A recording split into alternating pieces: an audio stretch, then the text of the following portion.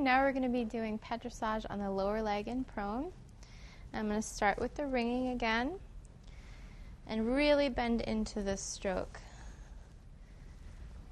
Could be a much deeper, relaxing effect when you're bending into your hands.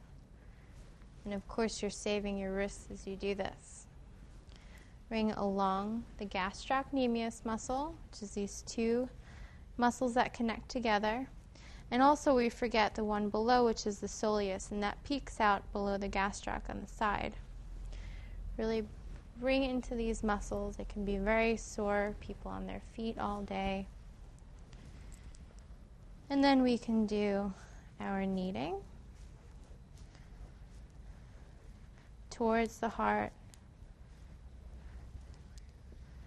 into the Achilles tendon, which always gets neglected.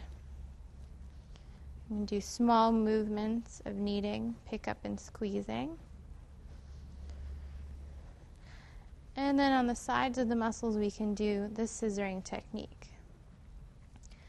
Really getting into the fibers, separating them, increasing blood flow.